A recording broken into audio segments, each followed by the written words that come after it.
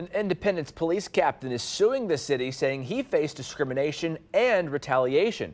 He says this happened after learning of alleged alcohol-involved misconduct by some IPD leaders. KCTV5 investigative reporter Samantha Boring is live in studio to make sense of it. Samantha, there are some strong allegations in this lawsuit. Yeah, Carolina, Billy Pope has spent nearly 2 decades with the Independence Police Department.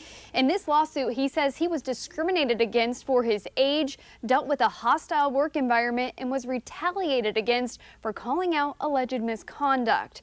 In the lawsuit, there are some major allegations involving former police chief Adam Dustman. He left the department mid-August last year.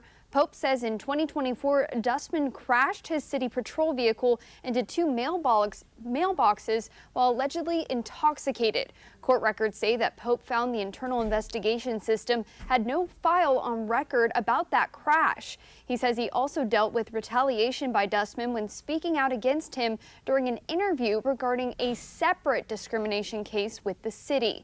Records also say Pope dealt with delays in an internal investigation he was looking into involving 2 deputy chiefs. Those deputies, Jason Peterson and Michelle Sumstad.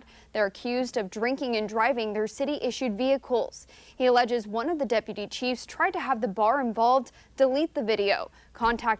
They contacted witnesses allegedly and made false statements. He's asking for damages and a jury trial. We reached out to the city for comment. We're still waiting to hear back. The first court date is August 24th. Live in the newsroom, Samantha Boring, KCTV5 investigates. All right, thanks, Samantha, for that.